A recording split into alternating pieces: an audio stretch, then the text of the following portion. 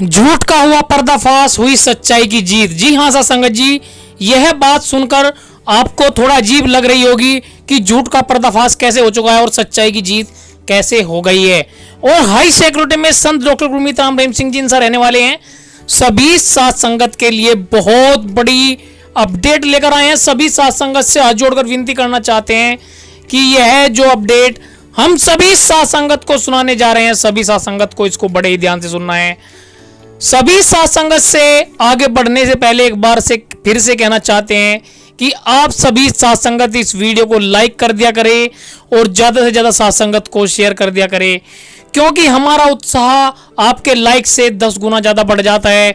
और हमारी कोशिश ये रहती है कि हम सभी साथ संगत को एक मोटिवेशनल तरीके से संदेश पहुंचा सके, वीडियो के माध्यम से, चैनल के माध्यम से, न्यूज के माध्यम से, ताकि सभी साथ संगत के लिए जैसे हजूर पिताजी ने हफ्ते में नाम चर्चा, ब्लॉग की नाम चर्चा और आपके गांव की नाम चर्चा जो रहती है वो हफ्ते में करवाते हैं, उसका भी उद्देश्य सिर्फ ये रहता है कि सभी साथ संगत हजूर पिताजी के बनाए हुए वचनों को सुने, हजूर पिताजी के जो शब्द वाणी रहती है उनको सुने और जीवन में एक अच्छा प्रभाव रहे। इसी वजह से हमारा भी उद्देश्य रहता है कि वीडियो के माध्यम से सभी साथ संगत को यह जानकारी दे सके, ताकि सभी साथ संगत हजूर पिताजी के प्रति आकर्षित हो, हजूर पिताजी से लगी रहे और अपना जीवन सफल और सकारात्मक बना सके। जी हाँ साथ संगत जी, झूठ का पर्दाफाश तो एक दिन होगा ही और सच्चाई की जीत रहेगी। और हजूर पिताजी हाई सिक्योरिटी में रहे ना रहे, लेकिन हमारे संत डॉक्टर रमेश जी खुद एक सिक्योरिटी है। अगर आप भी मानते हैं कि हमारे संत डॉक्टर रमेश जी एक सुप्रीम पावर है, सुप्रीम पावर से भी ज़्यादा उनके पास पावरफुल मोटिवेशनल इंसान है जो हर तरीके से समाज का भला चाहते हैं, तो वीडियो को लाइक करके कमेंट बॉक्स में जरूर बताएं कि हाँ संत डॉक्टर रमेश जी हम आपके साथ हैं। सभी साथ संगत से बताना चाहते हैं कि झूठ का पर्दाफाश किस तरीके से होने वाला है और किस तरीके से संत डॉक्टर गुरमीत राम रहीम सिंह जी एमएस जी की सच्चाई की जीत होने वाली है। क्योंकि साथ संगत जी एक ना एक दिन जो झूठा इंसान होता है, जो झूठ होता है, झूठ को सजा जरूर पड़ती है, उसको मार जरूर पड़ती है। सभी साथ संगत को एक कहानी के माध्यम से हम बताना चाहते हैं कि हजूर पिताजी के ऊपर जिन्होंने भी झूठे आरोप लगाए हैं और जो झूठा इंसान होता है वो भले ही एक बार बच जाए, लेकिन उसकी झूठ करने की आदत, झूठे तरीके से दूसरे इंसान को फंसाने की आदत बनती चली जाती है और एक ना एक दिन उसको जो है वो आदत मार जरूर पड़वाती है। क्योंकि साथ संगत जी इंसान एक जगह से बच सकता है, 2 जगह से बच सकता है, लेकिन वो एक कहावत आपने सुनी होगी कि बकरे की माँ कब तक खैर मनाएगी। सभी साथ संगत से हाथ जोड़कर विनती करना चाहते हैं, कृपया करके जो हम आपको बताने जा रहे हैं कि झूठ का पर्दाफाश किस तरीके से होता है, उस न्यूज को सुनने से पहले वीडियो को लाइक कर दे और इस चैनल को सब्सक्राइब नहीं किया तो इस चैनल को सब्सक्राइब जरूर कर ले। ज़्यादा से ज़्यादा साथ संगत को शेयर कर दिया करें, क्योंकि हम हजूर पिताजी का सत्संग भी इस वीडियो के माध्यम से डालते हैं। हजूर पिताजी के वो वचन इंपॉर्टेंट लेकर आते हैं जो सभी साथ संगत के लिए जरूरी रहते हैं। सभी साथ संगत को बताने जा रहे हैं कि झूठ का पर्दाफाश किस तरीके से होने वाला है। जी हाँ साथ संगत जी, एक सुदूर गांव में राहुल नाम का एक लड़का रहता था। राहुल की सबसे बुरी आदत थी कि वह हमेशा झूठ बोलता था। जिस प्रकार से इंसान झूठ बोलता चला जाता है, उसको मजा आने लग जाता है और उसी बात में उसको जो उसकी आदत पड़ जाती है। जैसे हजूर पिताजी को किसी ने झूठे तरीके से फंसाया है और उनकी किसी न किसी तरीके से अगर उन्हें इस केस से थोड़ी सजा नहीं मिलती है, किसी भी प्रकार से वह बच जाते हैं, तो कहीं ना कहीं उनको आनंद आने लगेगा और वे कहीं ना कहीं फिर कहीं और किसी को अपना टारगेट करेंगे। तो उसी प्रकार से एक राहुल नाम का लड़का था जो हमेशा से झूठ बोलता था। उसके झूठ के कारण गांव वाले उस पर विश्वास नहीं करते थे। एक दिन राहुल ने मजाक में जंगल में पुकारा कि शेर मुझे मार रहा है, शेर मेरे ऊपर अटैक कर रहा है। तो राहुल ने जोर जोर से चिल्लाकर गांव वालों को बुलाया। गांव वाले घबराकर उसकी मदद के लिए दौड़ आए, लेकिन जब उन्हें पता चला कि यह एक मजाक था तो गांव वाले उससे बहुत दुखी हुए और नाराज हुए। राहुल को उसके इस मजाक पर बहुत हंसी आई, मतलब बहुत ही मजा आया और उसने बार बार से ही ऐसा करने का प्रयत्न किया। साथ संगत जी, जैसे आपने देखा हो कि हजूर पिताजी के ऊपर झूठे आरोप लगाए गए हैं और वह इंसान अगर बच जाता है तो उसे बहुत ज़्यादा मज़ा आएगा। और वास्तव में एक दिन जब, तो राहुल की मैं बात बताता हूँ साथ संगत जी, जब एक दिन वास्तव में एक शेर उसको जंगल में मिला और उसने जोर जोर से चिल्लाया। इस बार किसी ने भी उसकी बात पर विश्वास नहीं किया, क्योंकि वह बार बार ऐसे ही करने लगा था, उसको मजा आता था। इस बार शेर हकीकत में उसके पास आ गया था और उसने जोर जोर से चिल्लाया, सभी को बुलाने की कोशिश की, लेकिन उसकी सहायता के लिए गांव से कोई भी नहीं आया। राहुल ने बहुत कोशिश की लेकिन कोई भी उसकी मदद के लिए नहीं आया। आखिरकार वह शेर से बचने के लिए खुद ही भाग निकला। इस घटना ने राहुल को एहसास कराया कि उसके झूठ के कारण उसके ऊपर कोई भी विश्वास नहीं करता। उसे समझ आ गया था कि झूठ बोलने के कारण उसने अपनी विश्वसनीयता खो दी है। उस दिन के बाद राहुल ने कभी भी झूठ नहीं बोला। उसने गांव वालों से माफ़ी मांगी और धीरे धीरे उनका विश्वास और सम्मान वापस पाने की कोशिश की गई, लेकिन उसको दोबारा से उसके ऊपर किसी ने विश्वास नहीं किया। इस बात से हमें यह शिक्षा जरूर मिलती है कि झूठ बोलने से विश्वास टूटता है। इस कहानी से हमें यह सीखने को मिलता है कि झूठ बोलने के बुरे परिणाम होते हैं और इससे लोगों का विश्वास खोने का खतरा बन जाता है। राहुल की कहानी हमें यह बताती है कि सत्यनिष्ठा हमेशा जरूरी होती है और यही लोगों के लिए दिल में विश्वास और सम्मान बनाए रखती है। जिस प्रकार से आपने देखा होगा कि कुछ सत्ता वालों ने, जिसने हजूर पिताजी के ऊपर गलत गंभीर आरोप लगाए हैं और गलत तरीके से हजूर पिताजी के ऊपर झूठे आरोप लगाकर हजूर पिताजी को जो है 20 साल की सज़ा बुलवाई, तो कहीं ना कहीं वो सत्ता, वो पार्टी उसका साथ जरूर छोड़ देगी और एक ना एक दिन जब सच्चाई की जीत होकर आएगी तो तब उसे पता चलेगा कि सच्चाई और निष्ठा कितनी ज़रूरी होती है। जिस प्रकार से राहुल ने गांव वालों से माफ़ी मांगी, उसी प्रकार से उसे भी डेरा सच्चा सौदा में आकर हजूर पिताजी से माफ़ी मांगनी पड़ेगी।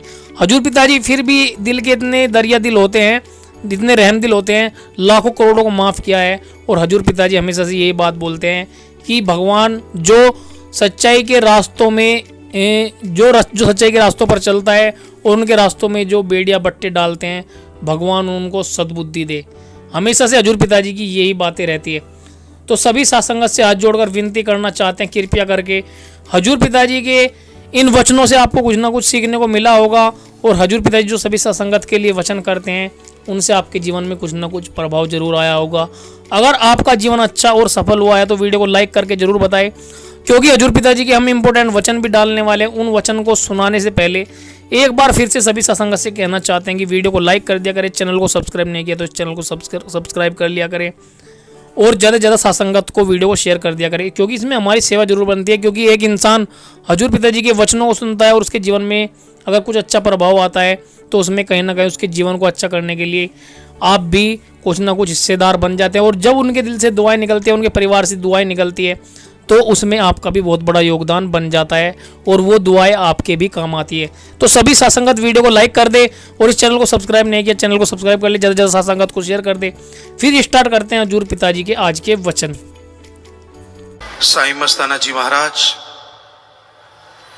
जिन्होंने धन धन सदगुरु तेरा ही आसरा के अलावा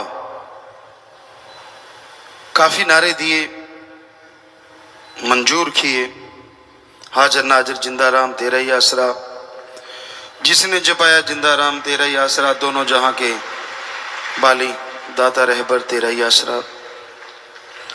सो जिंदा राम वो गुरु मुर्शिद कामिल सतगुरु मौला, जिसको मालिक ने अपना मैसेज, अपना संदेश देने के लिए बनाया हो, वो जीता जागता राम है।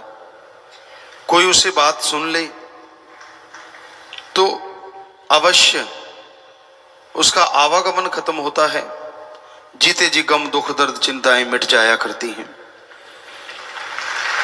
क्योंकि वो जीता जागता गुरु सतगुरु जिंदा राम उस राम की ही बात बताता है, अपनी बड़ाई नहीं गाता।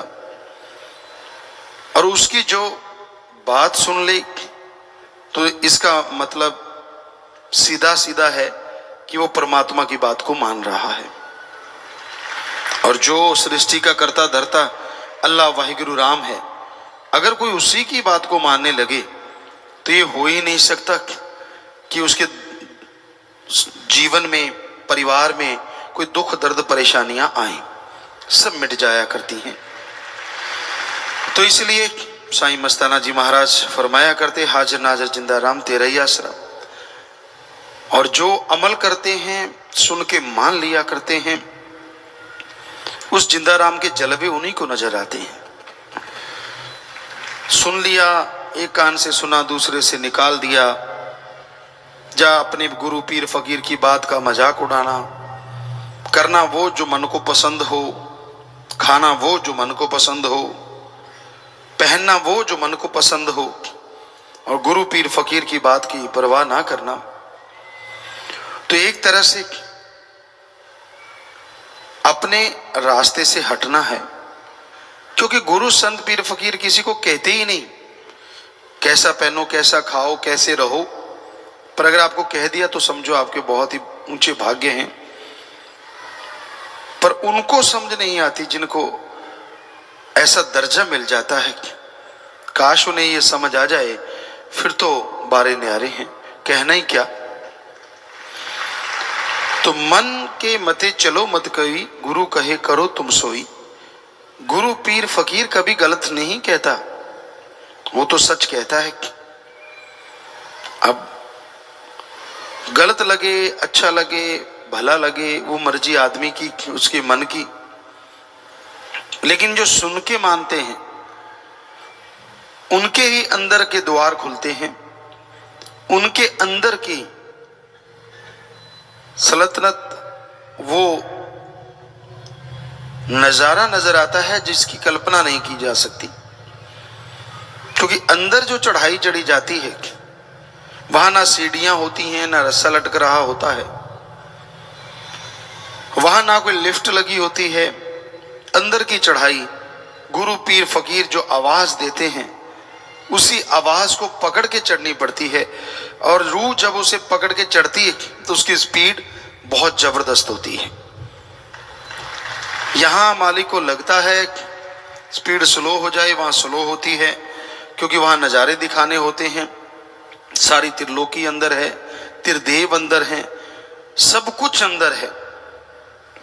तो उन नजारों को देखती हुई जीवात्मा उस आवाज के सहारे चढ़ती है, और उस परम पिता परमात्मा के जब नजारे करती है, वो तो कहने सुनने से परे की बात होती है। तो आवाज तभी सुनाई देगी ना अगर बाहर की आवाज सुनोगे। कहने का मतलब गुरु पीर फकीर जो बात कहते हैं, अगर उसको मानोगे तभी अंदर की आवाज चलेगी, वरना तो आपने तो लॉक लगा रखा अंदर वाली आवाजों को। बाहरी इतनी आवाजें करते रहते हो कि अंदर वाली आवाज तो गुम हुई पड़ी है। बाहर की आवाजों में इतने मस्त हो कि अंदर की आवाज की तो सुध ही नहीं है आपको। चुगली कर ली, निंदा कर ली, काम वासना, क्रोध है, लोभ, मोह, अहंकार, मन, माया, क्यों, किंतु, परंतु, सारा दिन चलता रहता है, कच कच कच कच। पता नहीं आदमी थकता क्यों नहीं एक ही तरह की ऐसी बातें कर करके। राम नाम जपने बैठो तो कह देता मैं तो थक गया जी, 2 महीने कर लिया, बहुत हो गया। रोटी खाते नहीं थके, जन्म से लगे हो खाने, अभी तक खाते जा रहे हो। रोज 2-4 परोठे ज्यादा ही रगड़ जाते हो जब ज्यादा स्वाद हो। वो थके क्यों नहीं भाई? सुबह सुबह जाते हो रफा हाज, तो उससे नहीं थके आप? रोज एक ही काम कर रहे हो, क्यों नहीं थकते? नहीं थकते ना। कपड़े रोज पहनते हो, नहाते भी हो ज्यादातर, तो राम नाम में ही थक जाते हो, बाकी किसी काम धंधे में नहीं थकते। चुगलियां करते हो सिर जोड़ जोड़ के, हाँ ऐसे था, वो वैसा था, तब नहीं थकते? शर्म नहीं आती? कितनी देर होगी करते हुए, कभी तो बस करो ना जी। इन चीजों में तो कहते पता ही नहीं, टाइम ही नहीं, मजा ही फिर आता है। टेलीविजन देखते हैं बच्चे घरों में, नेट करते हैं, नेट पे लगे रहते हैं, कहते ले मजा ही इसमें आता है। आंखें बर्बाद सारा दिन देखने से, सुनने से कानों में गलत असर जाता है, और दिमाग में तो जाएगा ही जाएगा अगर दिन रात लगे रहोगे। ठीक है, लिमिटेशन हो उसमें आप देखिए, कुछ गलत नहीं, और गलत देखिए ना, ये बहुत जरूरी है। तो कुछ गलत नहीं, लेकिन आप तो लगे रहते हो, आपको तो मजा ही नहीं आता। जिंदगी वैसी लगती है बेसार। किसी ने 4 बातें कह दी, अब आप कैसे हो आपको दर्पण में पता है। शीशे में देखो बिल्कुल ओपन माइंड होके आपको पता चल जाएगा मालिक ने कैसा थोबड़ा दिया है, कैसा रंग रूप दिया, सारा बढ़िया है, जैसा भी दिया है अच्छा दिया है। पर कोई आपको मक्खनबाजी लगाता है, आप तो इतने ऐसे हो, कहाँ जिंदगी रोल दी, यो आप तो इतने खूबसूरत हो, फलां धिंकड़, और आप फूल के कुप्पा हो जाते हो, बस पिन टच करने की जरूरत है, पटाखा बोलने वाला है। जैसे हो वैसे हो, शीशे में रोज देखते हो, आपको भी पता है, और शीशा झूठ नहीं बोलता। हाँ, थोड़ा झूठ बोल सकता है, रंग के काला पीला दिखा सकता है, वो हो सकता है फर्क उसके पानी का, अदरवाइज तो जैसा नैन नक्श है वो तो दिखाएगा ही ना। तो फिर आप दूसरों की बातों में क्यों आ जाते हो? खास करके हम अपनी बेटियों से कहना चाहेंगे कि किसी की ऐसी बातों में मत आया करो, वो आपको यूज करने के लिए, आपका इस्तेमाल करने के लिए आपको बटरिंग करते हैं, और आप अच्छा, तभी सारा चेंज ही हो जाते, हाव भाव, कपड़े लत्ते सब, एक्शन, एक्शन पे एक्शन, सामने रिएक्शन।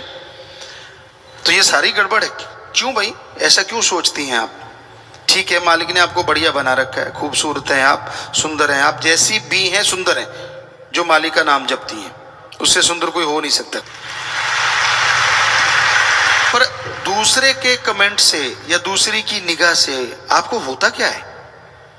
क्यों बहक जाती हैं, क्यों फिसल जाती हैं आप? किसी लड़की ने कह दिया हाँ आप तो ऐसे हैं वैसे हैं, कुछ बोल दिया, आपके सपनों में भी वही चलता है, हाँ मैं तो पता नहीं परी बन गई, पंख निकल आते हैं, उड़ रही हो, जबकि उठती हो तो चारपाई से उठना मुश्किल होता है, सुबह सुबह माँ 4-5 बार उठाएगी तब जाके उठती हो। सबके साथ एक जैसा नहीं है, पर बहुतों के साथ ऐसा है। तो बेटा क्यों आप फिसल जाती हैं, फिर आपकी जिंदगी नरक बन जाती है, क्यों ऐसा करती हैं आप जैसी हैं बढ़िया हैं। तो हमारा कहने का मतलब, हमारी बेटियों को ये ध्यान में रखना चाहिए, किसी के बहकावे में, किसी की झूठी बातों में कभी नहीं आना चाहिए, क्योंकि आज घोर कलयुग है, लोग आपको इस्तेमाल करना चाहते हैं, दैट्स ऑल। गंदी उनकी हवश होती है, वो उसी हवश के चलते ही आपको ऐसी निगाह से देखते हैं, ऐसी बात कहते हैं। जिनके साथ हुआ होगा उनको पता है कि हाँ गुरुजी सच कह रहे हैं, जिनके साथ नहीं हुआ ना ही हो, मालिक करे वो बच के रहें, इसलिए हम आपको ये बता रहे हैं। तो ये आदत होती है, फितरत होती है ये नर मादा में। तो बेटा हमारी तो यही गुजारिश है कि ध्यान रखा करो, जिंदगी में सब कुछ है, खुशियां हैं, बस आप जैसे हैं वैसे हैं, आपको पता है। कोई कुछ भी कहे ध्यान ही ना दो उसकी तरफ, अपना एम बना के चलो, अच्छे पढ़ो लिखो, अच्छे बन जाओ। जब कुछ बन जाओगे आप मैरिज करवाओ जैसे मर्जी, वो आपकी मर्जी है, माँ बाप की मर्जी के साथ रहो तो कहना ही क्या, और आपकी मर्जी के साथ माँ बाप रहें तो फिर कहना ही क्या, दोनों बातें साथ साथ हो तो फिर दोनों कहना ही क्या। सो जब तक एम है पढ़ाई का, जब तक एम है कुछ बनने का, तब तक आप पढ़े लिखें, अच्छे बने, बाकी चीजों को आने ही ना दें, एमलेस ना हो कभी, क्योंकि दुनिया में बहलाने फुसलाने वाले बहुत हैं। तो ये बात पे बात आई तो हमें लगा कि हमारी बच्चियों को हम बताएं, क्योंकि माँ बाप अपने बच्चों को हमेशा बताता है कि ये बेटा ऐसा नहीं करना चाहिए, जैसे बचपन में ये नहीं खाना चाहिए, ये नहीं पीना चाहिए, ये नहीं पहनना चाहिए। तो ख्याल में आया कि क्यों ना आपको भी बताएं कि किस तरह लाइफ में आपको रहना चाहिए, किसी की बातों में ध्यान नहीं देना चाहिए, क्योंकि वो आपको हत्थे से उखाड़ना चाहते हैं। एक बार आप उखड़ गए फिर कोई बात नहीं पूछता, ये कहने की बातें होती हैं। सो पीर फकीर हमेशा सच बताते हैं, और यही होता है जिंदा राम का कमाल, कि जो उनकी उस बात को मान ले, हो सकता है मौत जैसा कर्म भी बदल जाए, क्योंकि ऐसा होते हमने देखा है। भाई ना माने तो फिर कुछ नहीं कह सकते, फिर तो वो कर्म है उसका और उसने भोगना है। मान लिया तो ऐसा होते भी देखा है कि मौत जैसे कर्म, मौत दरवाजे पे आके वापस चली जाती है कि यार ये तो अल्लाह वाहिगुरु की बात को मानता है, जो फकीर ने इसको बताई है, अब मैं कुछ नहीं कर सकती। अगर ये लाइफ में रहना चाहती है आत्मा तो रहना ही पड़ेगा, जितनी देर ये चाहेगी, तो वो भी मुड़ जाती है। इसी को कहते हैं मुर्दों को जिंदा कर देना।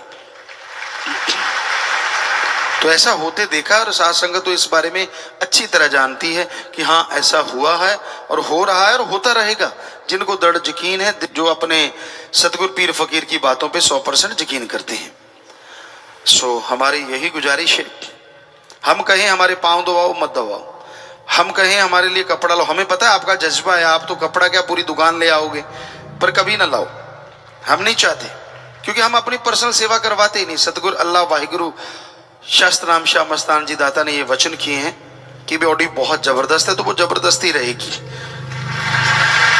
हम तो आपके सिर दबाते ना थके, अगर सिर दर्द है और आपके कहीं दर्द है वो दबाते नहीं थकते। 5-5.5 करोड़ हो गए हैं, आपको पता नहीं चलता, वो बात अलग है, पर आप ऐसे जाहरा तौर पे तो कभी ना दबाओ, पर तब तो कहते हो आ जाओ आ जाओ आ जाओ, तो आना ही पड़ता है ना उस सतगुरु को, अल्लाह वाहिगुरु को। वो तो आता ही है ना, पर किस रूप में आता है वो उसकी मर्जी की। तब तो कहते हो नहीं हाय मेरे दर्द है, आ जाओ अब तो आ जाओ। वैसे अगर आपको कहने लगे बेटा तेरा सिर दबा दें, कभी नहीं दबाओगे। कई बार बच्चियों को कह देते, बेटियां होती हैं, बैठे पापा सिर दर्द रहा बेटा दबा दे, नहीं, अरे नहीं को क्या हो गया, बाप है।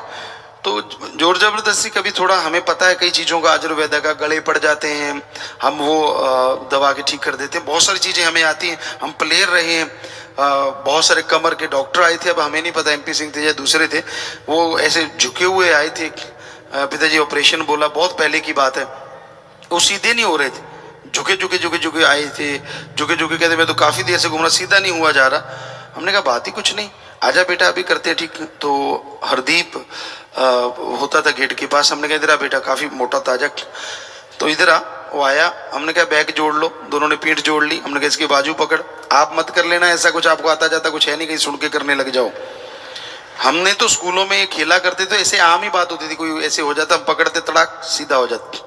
स्कूल में बच्चों को पता है, जो प्लेयर ने हमसे सुना है कि अगर आपके पाँव में मोच आ गई तो भाग बेटा 2 राउंड लगा लगा लगा, वो चीखते हैं हाय पिताजी नहीं भागना, भागना कैसे नहीं, भाग, तो वो भागते। हमने कहा अब भाग लोगे तो अभी ठीक, वरना 7 दिन के लिए चारपाई पे लेट जाओ, दोनों में से जो मर्जी कर लो। तो क्योंकि ये चीज़ें प्रैक्टिकली की हुई थी, तो उस डॉक्टर को पकड़ा, उसने एक झटका दिया, सीधा हो गया। वो उसको यकीन ना है कि मैं सीधा हो गया, कहता मेरे को तो ऑपरेशन बोला था रीढ़ की हड्डी का। हमने कहा हो गया बेटा चल जा।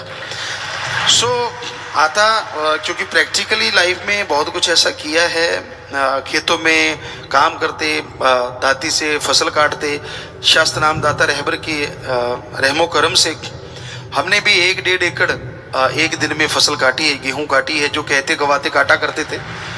आप में से कोई ना कोई होगा जिम्मेदार जिसने कभी काटी होगी आधा एकड़ या 1 एकड़, तो हमने 1.5 या 2 एकड़, हमें याद नहीं है। अब जो राजस्थान का था कि 10 कनाड़ा से या 15, याद नहीं है, कि वो 2 एकड़ के करीब बनता था, वो हमने सुबह से लेके शाम तक काट दिया था अकेले। तो आप में से भी कोई ना कोई बुजुर्ग होगा जिसने कभी ना कभी ये कंपटीशन लड़ा होगा, है कोई ऐसा? जी कुछ बैठे हैं बुजुर्ग, उन्होंने हाथ खड़े किए कि ऐसा कंपटीशन लड़ते थे कि 1 एकड़ काट दो, या जी, तो इन्होंने भी आधा एकड़ में पूरा कंपटीशन किया होगा कभी ना कभी। तो हमने 2 एकड़ के करीब लगभग वो काटा था। तो कहने का मतलब प्रैक्टिकली, तो वहाँ काटते काटते कई बार जो साथी होते हैं, किसी की दाती लग गई, परमपिता की रहमत से हमारे कभी नहीं लगी, उनकी कभी लग गई, क्योंकि जब ध्यान अलग हो जाता ना, काट रहे हैं और अब किया है, उधर दाती चलाती, बस फिर इधर की है। सो उनको फिर बताते, आपको भी बताते हैं ये हकीकत है, कहीं चोट लग जाए और ऐसा थोड़ा बहुत खरोंच आ गई या थोड़ा बहुत कट लग गया, तो आप जाओ बाथरूम, जो पेशाब आप करने जाते हैं, जाइए उस उंगली पे कर दीजिए, आपका हाथ कभी पकेगा नहीं, ये पक्का है, ये अजमाई हुई चीज़ें। हमने बहुत खेती बाड़ी में किसी लग जा रहे भाग भाग भाग जा जा जा जा, जा इसके ऊपर पेशाब करे भाग जा, तो वो हाथ पे करे थे, मतलब ही नहीं, वही दवाई थी, बस हो गया काम, लग गया एंटीबायोटिक। कभी नहीं पकता था, कभी कुछ नहीं होता था, 2 दिन में ठीक हो जाते थे। हमने कहा 2-3 बार कर लेना जब भी जाओ, इसमें शर्म की क्या बात है, अगर खुद की दवाई काम करती है तो बाहर की लगाना जरूरी है क्या? तो ये मालिक ने बनाई हुई होगी शायद, पर हमने तो प्रैक्टिकली की है, ये सच है, 100% बिल्कुल ठीक हो जाता है। तो ऐसी चीजें हैं जो तजुर्बा होता है तो वो बता देते हैं, मान लो फायदा है भाई, बात वहीं पे लेके आते हैं कि तब तो आप बुला लेते हो कि आ जाओ पिताजी मेरा तो सिर फटी जाता, आ जाओ आ जाओ आ जाओ, अब तो मेरा ये हो रहा है, आ जाओ आ जाओ, लूज मोशन लग गया, आ जाओ फलां हो गया होगा जब, तो वो अल्लाह वाहिगुरु राम को तो मानना पड़ता, तब आप ठीक हो जाते हैं। सारे तजर्बे आपने कर रखे हैं, फिर भी इतना मन आपका बेईमान है, इतना ढीठ है, जब नहीं मानना तो नहीं मानना, इस बात को नहीं मानना, बाकी सारी मानते ठेका थोड़ी ले, तो फिर सतगुरु ने भी ठेका थोड़ी ले जो सारी कर देगा।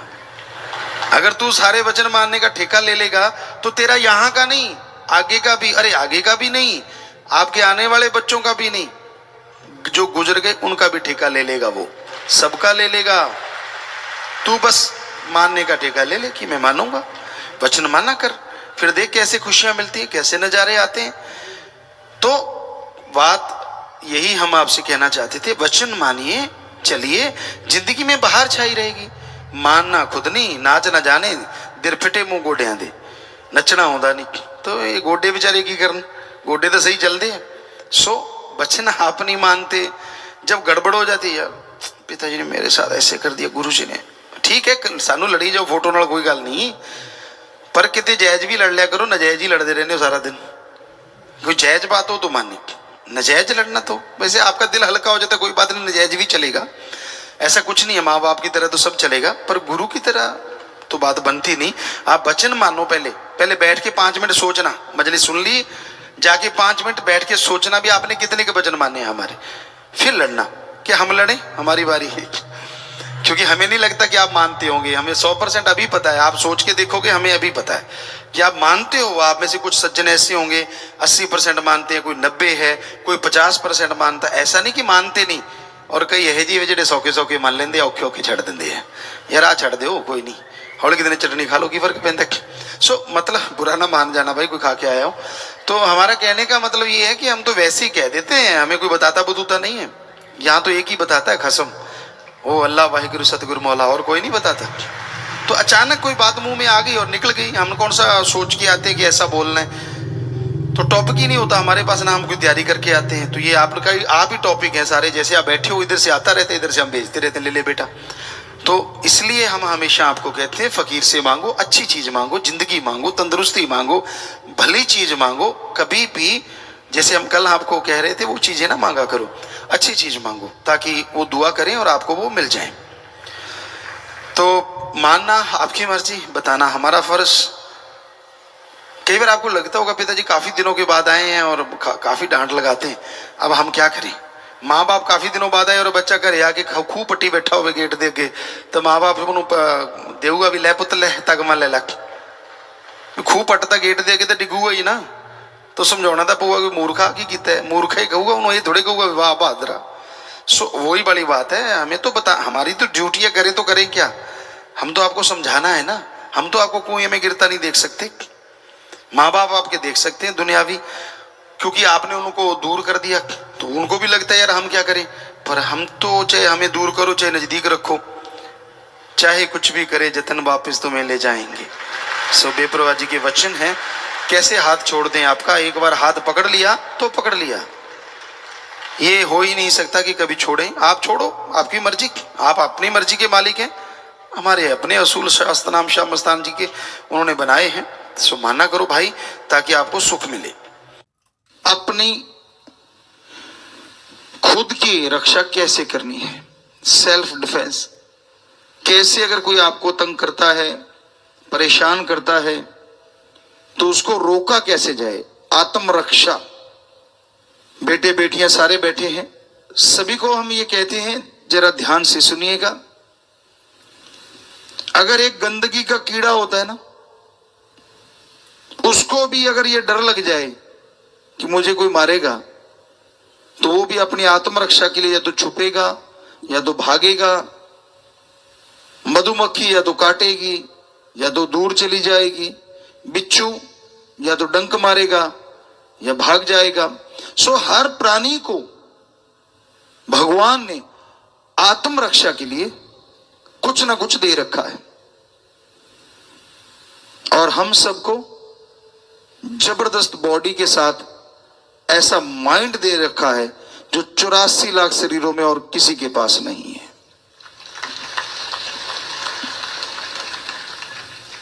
इस माइंड में हिंसा नहीं होनी चाहिए, लेकिन कोई आप पे अटैक करता है, खास करके बेटियां, तो इसका मतलब यह नहीं होना चाहिए कि आप अबला हैं, आप सबला बनना है।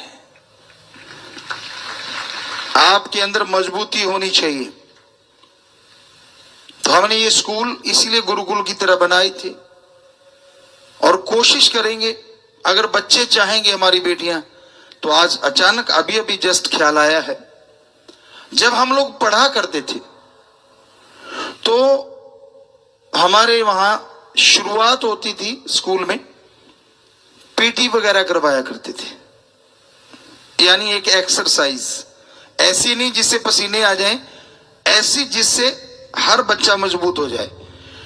तो अगर आज हमारे स्कूल में पढ़ने वाली बेटियां, बेटे, उनकी फैमिली, टीचर, मास्टर, प्रिंसिपल साहबान या स्कूलों को चलाने वाले इंचार्ज जो भी कोई हैं, अगर वो चाहें तो हम ये जरूर गुजारिश करेंगे कि आप भी क्यों ना प्रेयर के बाद एक ऐसा टाइम निश्चित रखें, चाहे थोड़ा 15 मिनट, आधा घंटा, जिसमें बच्चों को वो पीटी या वो एक्सरसाइज करवाई जाए, जिससे कि हर बच्चा इतना मजबूत हो जाए कि उसको खेलने की जरूरत नहीं, लेकिन फिर भी उसको वो मजबूती आ जाए।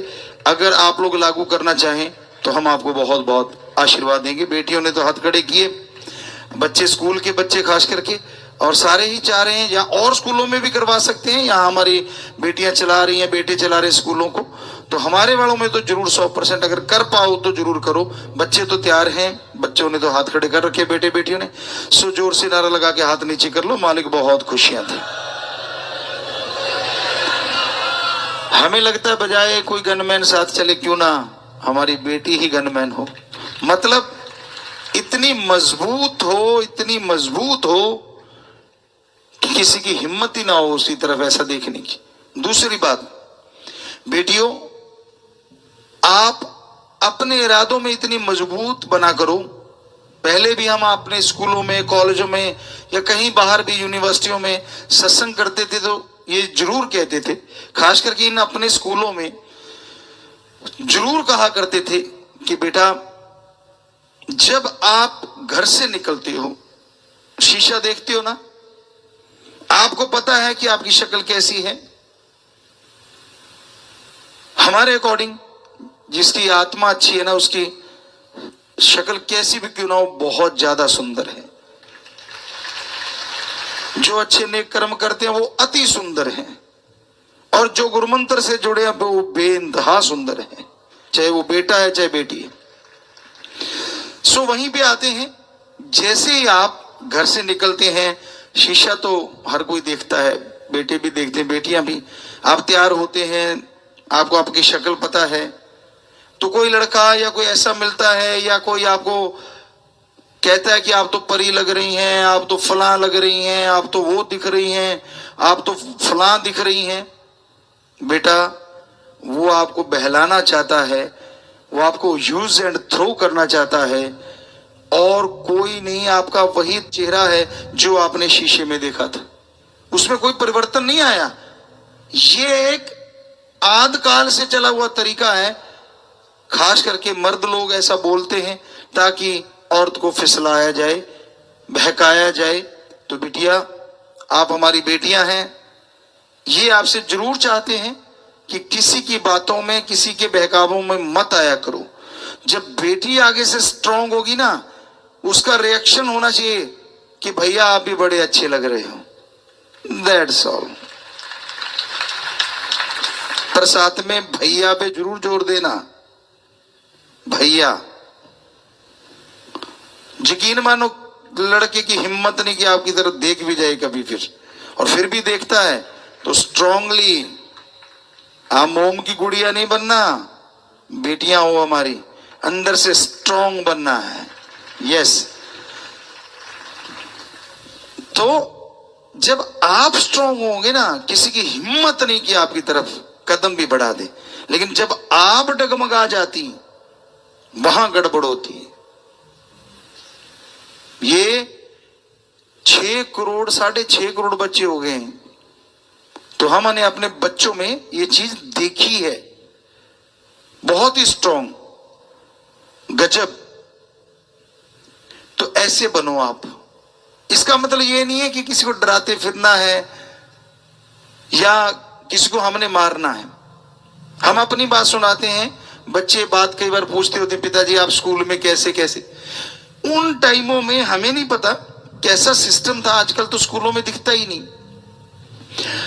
स्पेशली मार्शल आर्ट सिखाने आते थे, हाथों को मजबूत करने के लिए स्पेशली क्लासें लगती थी।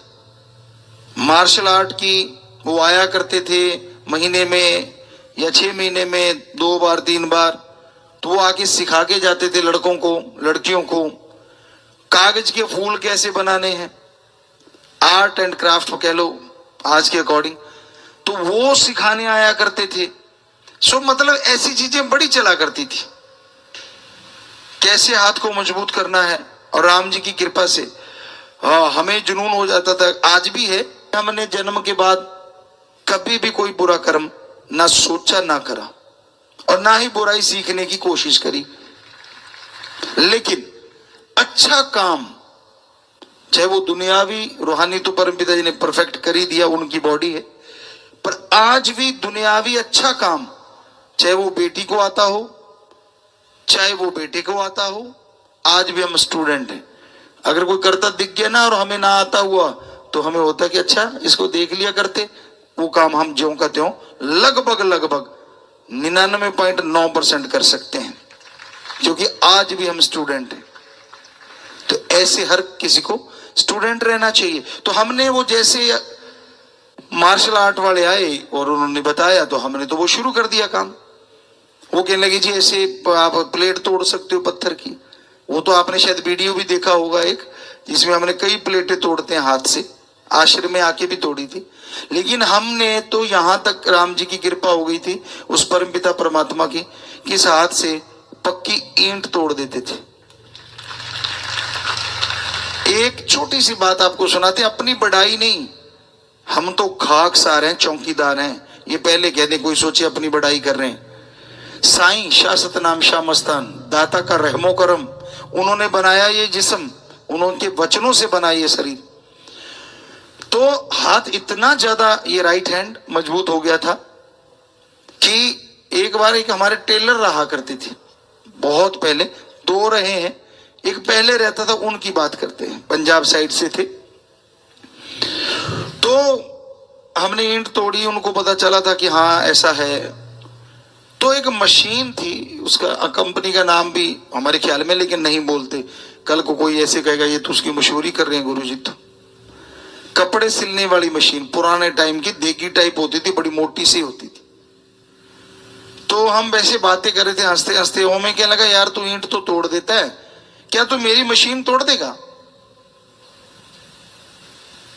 हमने कहा यार 3 मौके चाहिए, क्योंकि देगी और मोटी है, दिखने में दिख रहा था कि हाँ काफी।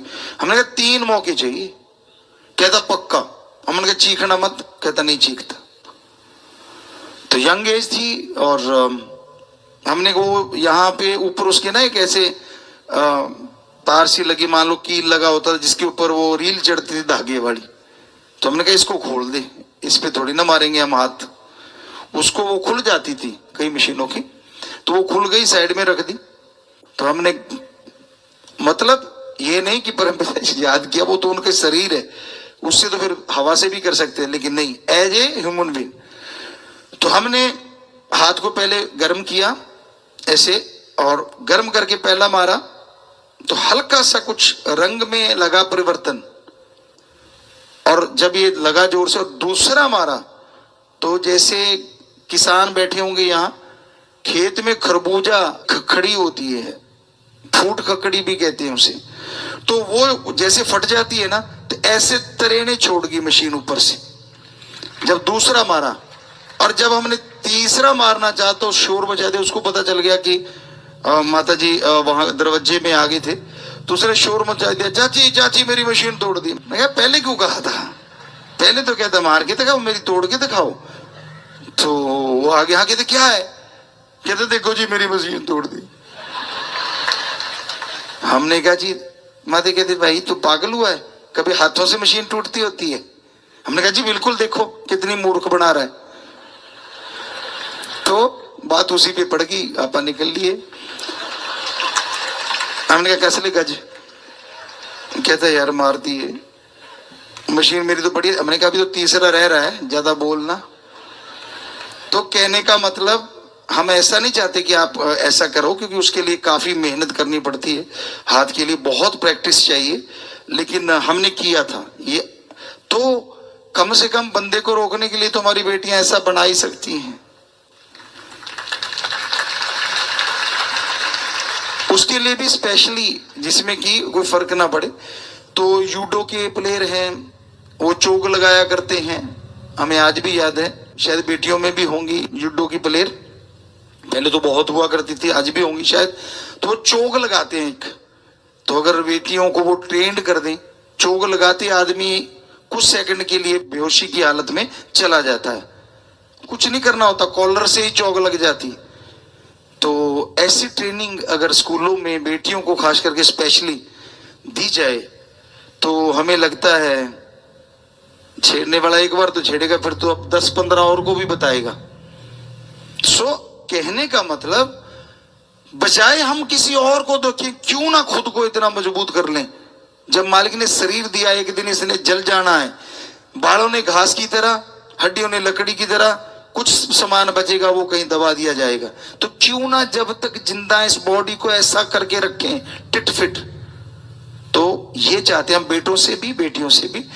तो इसलिए स्कूलों में कहा है, तो आज दिन क्योंकि उसी पे है कि जो वायलेंस किए जाते हैं, तो बॉडी फिट रखना बेहद जरूरी है बेटा, बेटियों को खास करके आज हम कहना चाह रहे हैं। तो आप चाहे हमें मानती हो चाहे नहीं मानती, बेटे भी, कि भाई किसी भी तरह से इसमें कोई बुरी चीज नहीं कही हमने, आपके भले की है। परमपिता ने शेर लिखे थे, तेरे भले की कहूं। सो ये आपके भले की कह रहे हैं और फॉर एवर लाइफ में काम आने वाली चीज है। तो आप इन चीजों पे अमल करें। दूसरी बात, मेडिटेशन। कई बार होता है कि मन चंचल है, कंट्रोल में नहीं होता, क्योंकि हमने तो कह दिया और आपने सुन लिया और हाथ भी खड़े किए कि हाँ जी ठीक है मानेंगे, ये चीजें करवाएंगे। लेकिन जब आप घर से स्कूल कॉलेज तक जाते हैं, रास्तों में सामना करना पड़ता है या कहीं भी दुनिया में विचरते हैं, वहां नेचुरली है लोगों का, लड़कों को लड़कियां, लड़कियों को लड़कों का सामना तो करना ही पड़ता है।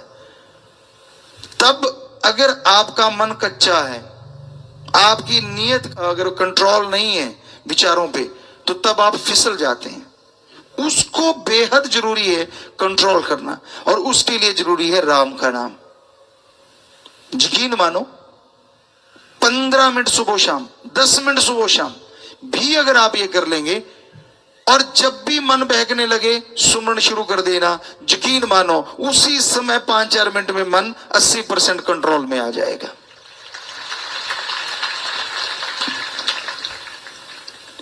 बेटियों का आज का वो दिन मनाया जा रहा है, तो उसके अकॉर्डिंग आपको समझाया है।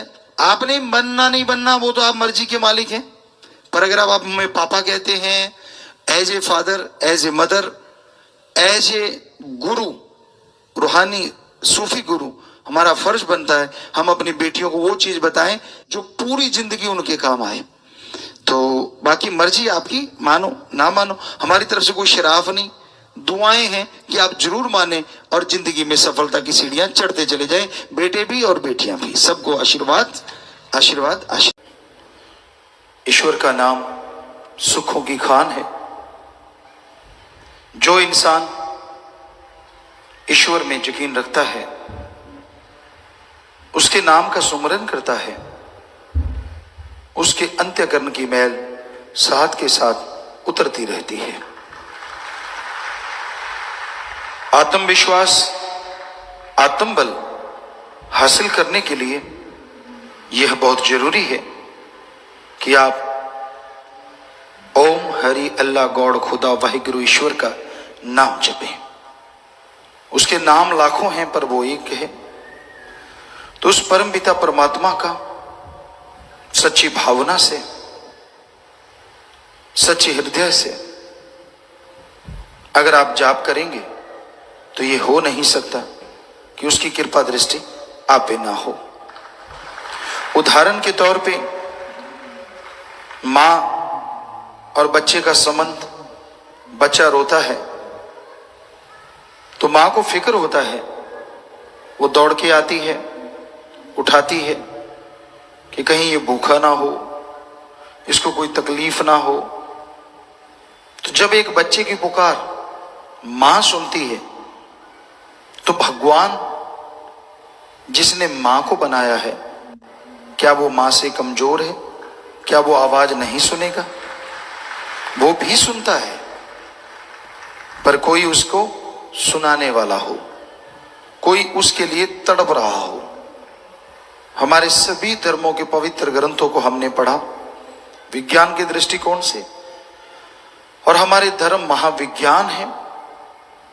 जैसे रेडियो स्टेशन से तरंगे निकलती हैं, और यहां भी सेट यानी रेडियो सेट आप ऑन करते हैं, वो तरंगे फ्रीक्वेंसी वहां आवाज बन के टीवी में पिक्चर बन के आपके सामने होती है। ये सब इंसानी शरीर के अनुसार ही बना हुआ है, उसकी थोड़ी सी नकल है। हमारे अंदर से भी फ्रीक्वेंसी तरंगे निकलती हैं। अब बुरी तरंगे तो शैतान का काम करती हैं, और अच्छी तरंगे अल्लाह वाहिगुरु ओम हरि ईश्वर के लिए जो तरंगे निकलती हैं उस तक लाजमी पहुंचती हैं, और उसका असर भी लाजमी होता है। ऑस्ट्रेलिया, जर्मनी, इंग्लैंड के साइंटिस्टों ने साइंस में भी यह सिद्ध कर दिया है। उन्होंने कुछ लोगों पे चिप लगाया, कंप्यूटर चिप, तो ये देखने के लिए कि फर्क क्या है 10,000 या 12,000 लोगों पे, जिसमें कुछ लोग वो थे जो भगवान को बिल्कुल नहीं मानते, और कुछ लोग वो थे जो भगवान को मानते हैं। कंप्यूटर वगैरह लगाए गए, सेंसिटिव चिप थे, चारों तरफ कंप्यूटर लगाए गए, उनको रखा गया, और जब रिजल्ट आया तो दंग रह गए वो कि नेगेटिव सोच जो मालिक को याद नहीं करते उनमें ज्यादा है, बात बात पे लड़ाई झगड़े करना उनमें ज्यादा है। जो मालिक को याद नहीं करते, खुदकुशी करने का मन उनका ज्यादा बनता है जो मालिक का नाम नहीं लेते। और जो मालिक का नाम लेते वो शांत हैं, उनमें गुस्सा कम है, झगड़ा नहीं करते, खुदकशी का कोई क्या कहना है अदरवाइज सोचते नहीं।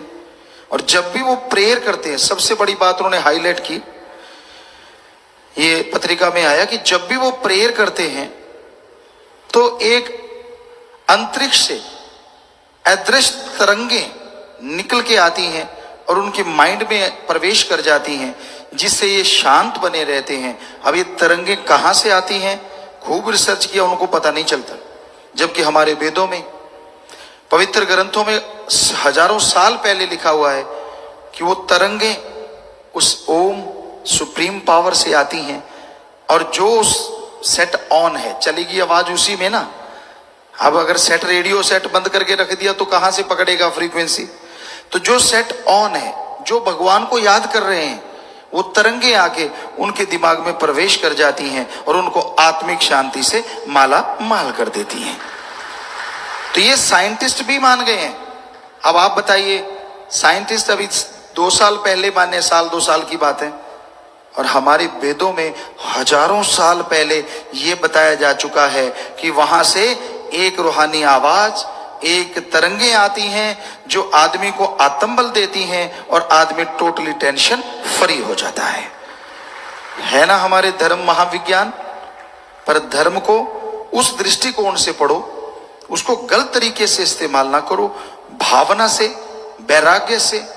अगर आप उसको पढ़ोगे, उसका जाप करोगे, तो यकीनन उसकी कृपा के काबिल बनोगे, और आपके जो मुश्किलें हैं, आपकी जो परेशानियां हैं, उसका हल आपको अंदर से मिलेगा। बस लास्ट में आपको बताते हैं कैसे अंदर से हल मिलता है। ये भगवान करने वाले हैं। हमने विज्ञान भी पढ़ा, जितनी देर पढ़ पाए, नॉन मेडिकल के स्टूडेंट रहे, गुरुजी ने बुला लिया तो पढ़ाई छूटी। लेकिन बहुत इच्छा थी साइंस की, बहुत रुचि थी साइंस में, लेकिन धर्म सभी पढ़ते थे, सभी धर्मों को मानते थे। तब भी गुरुजी ने बोला सभी धर्मों को पढ़ो। तो ये पता चला विज्ञान का कि विज्ञान तो कल बनी है, धर्म तो महाविज्ञान है। धर्मों में जो बात है वो विज्ञान बहुत बाद में मानती है। विज्ञान उसे बहुत लास्ट में मानती है। तो धर्मों की बात को माना जाए, धर्मों पे अमल किया जाए, यकीनन फिर कोई कमी नहीं रहती। साइंस ने जो चीजें बाद में बनाई है धर्मों में, वो बहुत बहुत पहले बताई जा चुकी हैं। तो जो सुनते हैं, भजन करते हैं, सुमरन करते हैं, अभ्यास करते हैं, उनके अंदर मालिक का एक जोश, आत्मविश्वास पैदा होता है। और साइंस ये मानती है कि जिनके अंदर आत्म बल होता है, सफलता उनके कदम चूमती है। तो बात कर रहे थे कि आपको लास्ट में ये बताना है टेंशन फ्री आप कैसे हो जाते हैं, आपको चिंता कब होती है। आदमी को टेंशन, चिंता होती है, मनोविज्ञान कहता है ऐसी कोई बात हो, ऐसी कोई उलझन हो, ऐसी कोई परेशानी हो जिसका हल आपका दिमाग ना दे पाए और आप किसी से शेयर भी ना कर पाए, किसी से बता भी ना पाए, तो वो बात जैसे जैसे घूमती जाएगी दिलो दिमाग में, तो उसकी टेंशन, उसकी चिंता आपके दिमाग में बढ़ती जाएगी। क्योंकि आप किसी से बता नहीं सकते, दिमाग आपका जवाब दे देता है कि भाई इस समस्या का, इस प्रॉब्लम का मेरे पास कोई सॉल्यूशन नहीं है, कोई हल नहीं है। तो वो बात आपके दिमाग में घूमती जाएगी, जितने बार वो बात घूमेगी टेंशन, परेशानी बढ़ती जाएगी। होता क्या है, जैसे हम गुरुमंत्र, कलमा, मेथड ऑफ मेडिटेशन का जाप करते हैं, बात एक ही, भाषा के अनुसार नाम अलग है। गुरुमंत्र कह लें, नाम कह लें, कलमा कह लें, मेथड ऑफ मेडिटेशन कह लें, तो जैसे उसका जाप करते हैं हमारे अंदर आत्मबल बढ़ता है। और आत्मबल बढ़ने से क्या होता है, आदमी का दिमाग, जो साइंटिस्ट मानते 10 से 20% सोचता है, इतने इस्तेमाल में ला रहे हैं लोग, उसी में सुपर कंप्यूटर भी बन गया। होता क्या है, जैसे मेथड ऑफ मेडिटेशन करते हैं, आत्मा पूरे शरीर में सिकुड़ के 10वें द्वार ज्ञान चक्षु में पहुंचती है, तो आपके सोचने की शक्ति आगे से डबल या 2.5 गुना हो जाती है। दिमाग को आप ज्यादा इस्तेमाल में लाएंगे नेचुरली। तो जो समस्या का हल आपको पहले नहीं मिल रहा था, जैसे प्रभु का नाम जपा, अल्लाह का नाम जपा, वो आपका दिमाग डबल हो गया, उस समस्या का हल आपको आपके अंदर से मिल जाएगा और आप टोटली टेंशन फ्री हो जाएंगे। तो भगवान का नाम ऐसे काम करता है, ना कि जादू टोने, धागे दावीज पहनने से नहीं। ये तो सब पैसे का मामला है। हकीकत जो धर्मों की है वो यही है कि आप मेथड ऑफ मेडिटेशन, गुरुमंत्र, कलमा का जाप करें, आपके अंदर विल पावर बढ़ेगा और आपकी समस्याओं का हल मालिक आपके दिमाग में भर देगा और आप उस पे चल के अपने समस्याओं से बाहर आ जाएंगे। तो फकीरों का काम बताना होता है, मानना ना मानना वो आपकी मर्जी है। हम तो भाई एक चौकीदार जैसे आवाज देता है, एक वैसे ही एक फकीर आवाज देता है कि भाई ये वचन मानो, आप अमल करो ताकि आपका बेड़ा पार हो, आपकी परेशानियां दूर हो। आगे मानना मानता है इंसान, कोई पैसा तो फकीर लेता नहीं, करके देख लो, हाथ कंगन को वार सीखा, पढ़े लिखे को फार सीखा, करोगे तो रिजल्ट आएगा। अब करोगे नहीं, आपके सामने घी है, दूध है, मक्खन है, धोख मारते रहो, क्या पावर आएगी, क्या स्वाद आएगा? नहीं आएगा। उठा के खा लो, स्वाद भी आएगा और पावर भी आएगी। वैसे भगवान का, अल्लाह का, राम का नाम है, अगर जाप करोगे, अभ्यास करोगे, तो ये सारे नजारे जो आपको बोले हैं आपको मिलने शुरू हो जाएंगे। और अगर आप सिर्फ यूं यूं करके काम चला लेते हैं कि भाई ठीक है, सिर झुका दिया, बात हो गई, तो भाई फिर आपको नजारे कैसे मिलेंगे और कैसे आपका अंत्यकरण शुद्ध होगा और कैसे आत्मविश्वास आएगा और कैसे आपकी समस्याओं का हल होगा? तो मानना आपकी मर्जी, बताना हमारा फर्ज। उम्मीद करते हैं कि हजूर पिताजी के वचन सुनकर आपको बहुत अच्छा लगा होगा और अगर आप इन पर अमल करते हैं तो कहीं ना कहीं आपके जीवन में एक अच्छा प्रभाव जरूर आएगा। साथ संगत जी, क्योंकि आपने एक कहावत सुनी होगी कि अगर आपके सामने 1000 प्रकार के पकवान भरे रहे, रखे रहे और आप उन्हें देखते रहे और उठाकर नहीं खाएंगे तो आपके पेट में उनका स्वाद कैसे आएगा, आपको पेट कैसे भरेगा। उसी प्रकार से आप अगर हजूर पिताजी के वचन सुनते हैं और उन पर अमल करते हैं तो आपको अंदर बाहर से कोई कमी नहीं रहेगी। उसी प्रकार से वचन भी तभी असर करते हैं जिस प्रकार से अगर सामने घी रखा है और आप उसको खाते हैं, उसके बाद ही आपके शरीर को वह घी लगता है। उससे पहले चाहे आप अगर उसे खाते नहीं, चाहे लाख कहते रहे कि हमको ये घी शक्ति दे शक्ति दे शक्ति दे, तो वह घी आपको शक्ति नहीं देगा, आपके अंदर ताकत नहीं देगा। उसी प्रकार से अगर आप हजूर पिताजी के ये वचन सुनकर जब तक इन पर आप अमल नहीं करेंगे, तब तक आपके जीवन पर कोई अच्छा प्रभाव नहीं होगा, क्योंकि ये हजूर पिताजी के वचन है। जब तक आप वचनों पर अमल नहीं करते, तब तक आपके जीवन में कोई अच्छा प्रभाव नहीं पड़ेगा। अगर आप वचन सुन लेते हैं तब तो आप बोलते हैं कि हाँ हजूर पिताजी के वचनों पर अमल करेंगे। जिस प्रकार से सामने घी रखा रहता है और आप कितने भी चिल्लाते रहे कि घी हमें शक्ति दे, हमें ताकत दे, हमें ताकत दे, जब तक आप उस घी को खाएंगे नहीं तब तक वो आपके शरीर पर असर नहीं करेगा। उसी प्रकार से हजूर पिताजी का आप कितना भी सत्संग सुन ले, लेकिन अगर आप हजूर पिताजी के वचनों को सुनकर उन पर अमल करते हैं तो आपके जीवन में अच्छा जरूर प्रभाव पड़ेगा। उम्मीद करते हैं कि हजूर पिताजी के वचन आपको अच्छे लगे होंगे। हजूर पिताजी के वचन अच्छे लगे हैं तो वीडियो को लाइक जरूर कर दे, और कुछ भी आपको आज इस सत्संग से सीखने को मिला है तो कमेंट बॉक्स में ज़रूर बताएं, क्योंकि हजूर पिताजी के जो भी वचन होते हैं उनसे हमें कुछ ना कुछ सीखने को मिलता है। साथ संगत जी, यह जो है नवंबर भंडारा जो है बड़ी धूमधाम से सभी साथ संगत ने मनाया होगा, और आपके जीवन में हजूर पिताजी का जो भी भंडारा होता है, साईं मस्ताना जी का जो भी भंडारा होता है, सहस्त्रनाम जी का जो भी भंडारा होता है, वो हमारे जीवन में खुशियाँ लेकर आता है। तो सभी साथ संगत इस वीडियो को ज़्यादा से ज़्यादा साथ संगत को शेयर कर दे, और वीडियो को लाइक करके आज हजूर पिताजी की बात कौन सी आपको अच्छी लगी, कौन सी बात आपके जीवन में समझ में आई है, उसको ज़रूर बताएं। वीडियो को लाइक करके चैनल को सब्सक्राइब नहीं किया है तो इस चैनल को सब्सक्राइब कर ले, क्योंकि इस पर हम डेली हजूर पिताजी के सत्संग डालते हैं, हजूर पिताजी के वचन डालते हैं, ताकि आपके जीवन में कुछ ना कुछ अच्छा प्रभाव, नई दिशा, नया संकेत मिल सके। हजूर पिताजी जल्दी सभी साथ संगत के बीच में लौटेंगे। सभी साथ संगत अगर हजूर पिताजी को परमानेंट सभी साथ संगत के बीच में देखना चाहते हैं तो आपने सभी साथ संगत ने मिलकर हजूर पिताजी से वही अरदास करनी है जो हमें सभी साथ संगत को भेजी गई है कि हे परमपिता परमात्मा, हमारे सद्गुरु को, हमारे मालिक को हमारे बीच में परमानेंट जल्दी से जल्दी भेजो जी। हम आपसे हाथ उठाकर ये वायदा करते हैं, नारा लगाकर ये वायदा करते हैं, धन धन सद्गुरु तेरे आसरा, कि आपके हर सत्संग पर हम 15 से 25 नए जीव लेकर आया करेंगे, और आप जो भी वचन हमारे सामने प्रत्यक्ष करोगे हम उन्हें 100% मानेंगे जी। तो आपको ये बातें जो हजूर पिताजी के वचन रहते हैं ये कैसे लगते हैं, आप सभी साथ संगत को कमेंट बॉक्स में ज़रूर बताना है।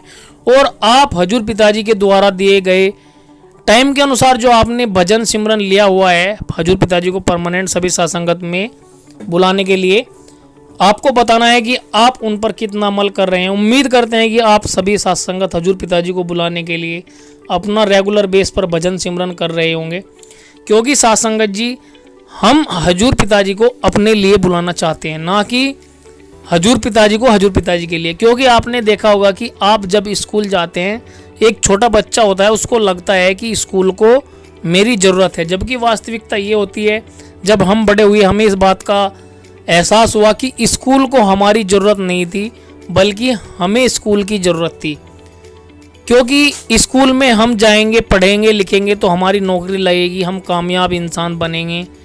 तो स्कूल को जो हमारी ज़रूरत हुई या हमें स्कूल की ज़रूरत हुई, साफ साफ सा अर्थ है कि हमें स्कूल की ज़रूरत हुई।